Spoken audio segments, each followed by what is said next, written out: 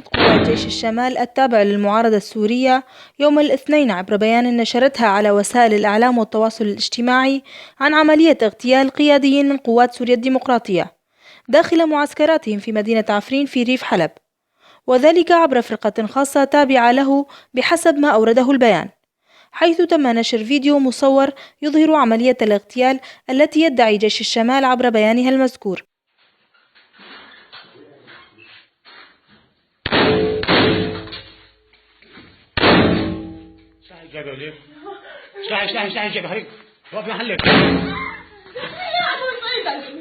ليش اشتغلتي مع سيد حسن ليك؟ انت؟ انا معك وكنت اجرى. هلا معي مو؟ كم واحد قتلتي بحماس؟ اولادي ماتوا وتعبت جميل. نحن جيش. صحيح جابر. وخلال عملية التحقيق من قبل فريقنا للتأكد من صحة الفيديو المسرب على أساس إحدى عمليات جيش الشمال في مدينة عفرين، تبين لنا أنها تعرضت للتزييف والتعديل، حيث أن الفيديو الحقيقي يعترف فيه الشاب الذي قام بالعملية ومن خلال تصوير نفسه بأنهم جبهة النصرة، وفي حديثه مع الفتاة قائلا: أولادي ماتوا وتعبت جميل. نحن جيش هؤلاء جبهة النصرة. جميل. أولادي ماتوا وتعبت جميل. نحن جيش هؤلاء جبهة النصرة. ويذكر أن الشاب الذي قام بالعملية كان ينتمي في وقت سابق لجيش الثوار الذي يحارب تحت مظلة قوات سوريا الديمقراطية، وهو من قرية منغ ويدعى جميل سعيد.